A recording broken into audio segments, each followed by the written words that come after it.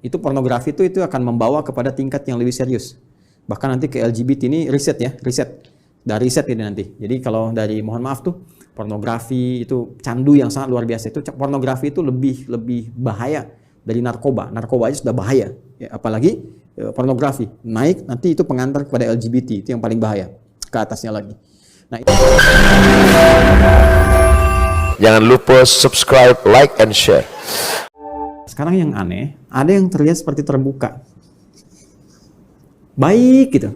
Tapi ternyata hatinya berpenyakit. Nah, penyakitnya ini berbeda dengan penyakit-penyakit yang kufur tadi. Penyakit-penyakit yang fasik tadi. Yang ini lebih kronis sifatnya. Karena tidak nampak secara langsung dari perilaku. Kalau yang kufur nampak langsung dari perilaku. Ya, penyakitnya dari fahsya misalnya muncul apa? Pornografi, nonton gambar-gambar yang tak bagus, video-video yang buruk, yang itu pornografi itu akan membawa kepada tingkat yang lebih serius. Bahkan nanti ke LGBT ini riset. Dari riset ini nanti. Jadi kalau dari mohon maaf tuh pornografi itu candu yang sangat luar biasa. Itu pornografi itu lebih bahaya dari narkoba. Narkoba aja sudah bahaya. Ya, apalagi pornografi naik nanti itu pengantar kepada LGBT, itu yang paling bahaya. Ke atasnya lagi. Nah, ini teman-teman sekalian, itu fahsya. Kata-kata kotor, jorok dan sebagainya. Ya, mencuri, membunuh, merampok dan sebagainya itu mungkar. Nah, perbuatan fasik, penyimpangan itu karena sifat-sifat tadi, fahsya dan mungkar. Nah, munafik itu samar sifatnya. Ya, kalau fahsya dan mungkar itu membentuk perilaku. Orang maling kan mencuri, kelihatan perilakunya ada. Tapi kalau munafik itu perilakunya kayak baik, sikapnya baik. Padahal kebaikan itu dibangun oleh sinyal-sinyal yang kotor dari nafsunya.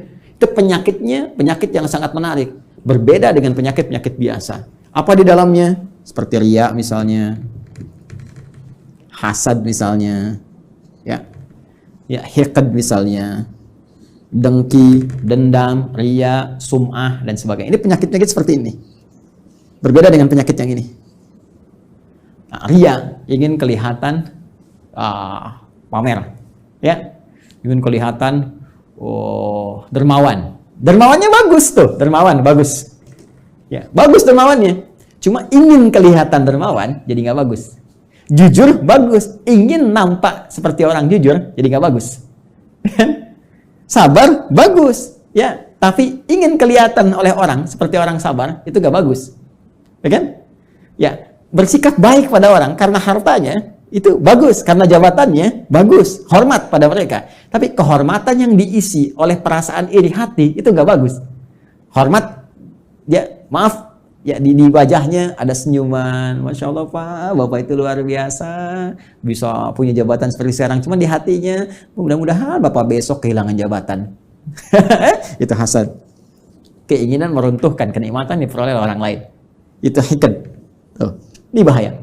Itu yang disebut dengan sifat-sifat ini melahirkan sifat nifak yang membentuk munafik. Tipikal golongan ketiga.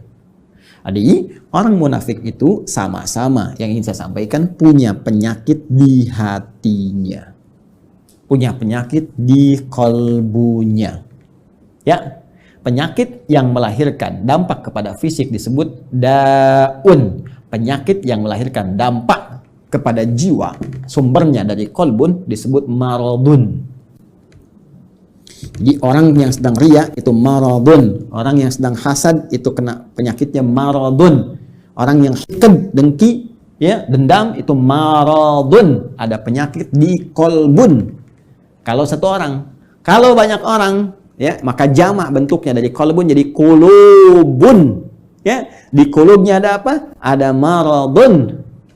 Karena itu kalau ditanya kemudian, kenapa orang munafik itu bermasalah imannya? Kenapa dia menipu dirinya sendiri? Di ayat 9, ya kan? Kenapa dia mencoba menipu Allah dan orang beriman? Padahal tanpa sadar dia menipu dirinya sendiri. Karena di kolbunya ada maradun. Karena di kulub mereka kalau banyak. Karena munafik menular. Kalau banyak orangnya di kulubun. Ya, di kulub hati-hati mereka itu ada penyakit maradun. Maka dijawablah dari pemaparan ini.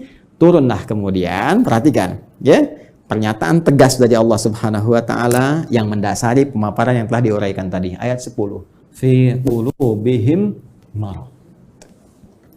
fi qulubihim maradun. Ini fi qulubihim marad. Yang paling menarik di ayat ke-10 ini, yang Allah tekankannya tuh yang ini, khabarnya. Untuk menjawab pertanyaan di ayat 8-9 tadi, ketika Anda bertanya, kenapa sih orang munafik ini imannya bermasalah? Ya, masalahnya apanya sebetulnya? Kan kelihatannya seperti orang baik. Di mana letak masalah di imannya? Maka Allah tekankan, hei, masalahnya di hatinya itu loh ada persoalan. Di jiwanya. Ada masalah besar di hatinya yang nggak sama seperti orang normal. Ini orang nggak normal, kelihatan baik tapi hatinya berpenyakit. Kan? Ya, ini yang ingin ditekankan. Di persoalan utama orang munafik itu ada pada jiwanya. Ini kembali ke sini tadi ini. Ini yang sedang dikuasai oleh setan dengan penguasaan yang sangat dahsyat sehingga nggak nampak seperti orang-orang fasik, nggak kelihatan seperti orang kafir yang menutup diri, yang jelas perilakunya, ya jelas nih arahnya jelas. Ini samar kelihatannya. Kenapa? Karena ada bahaya di sini nih. Dan bahayanya apa? Jenisnya. Anda bertanya lagi, apa ya Allah jahat? Jenisnya apa? Bahayanya apa? Penyakitnya bagaimana? Marad nih. Fi qulubihim marad. Nah, ini ada penyakit-penyakit samar yang nggak nampak secara langsung, nggak kelihatan. Ya, nggak kelihatan, tapi lewat perilaku itu bisa terdeteksi. Nanti yang bisa melihatnya adalah nilai-nilai keikhlasan. Benar nggak nih? Saya mau menyumbang Pak untuk renovasi masjid. Kelihatannya di sini ada renovasi. Oh iya Pak, Masya Allah, Alhamdulillah. Sampai sini masih bagus. Berapa Pak kebutuhannya? 5 miliar. Nggak usah. Biar Pak, nggak usah buka sumbangan. Biar saya aja yang nyumbang. Kan? Sampai sini masih bagus. Benar Pak, iya nggak apa-apa. Ikhlas Pak, karena Allah. Bismillah, nih 5 miliar. Tapi mohon Pak ya, nanti pas Jumatan dikasih tahu bahwa saya mengatasi semuanya ini. Kalau perlu di akun Bapak sebarkan dari Sabang sampai Merauke. Nah, mulai muncul. Jelas ya? Nah, ini hal-hal demikian. Nanti kalau ini dikuasai terus, dipelihara terus, maka mulai nanti muncul tindakan-tindakan anarkis dalam kehidupan. Terbawa nanti. Mula-mula nggak enak fisik. Ini penyakit munafik ini berbahaya. Marad itu lebih berbahaya daripada da.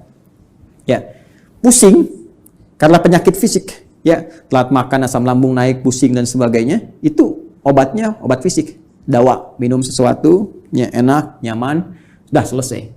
Tapi karena munafik, ini bahaya. Pusing karena ria, repot tuh. Obatnya nggak ada di rumah sakit. Ya, silakan datang ke rumah sakit, konsultasi pada dokter spesialis. Saya pusing dok. Di mana Pak? Hampir semua keadaan kepala saya, depan, kanan, kiri, belakang pusing.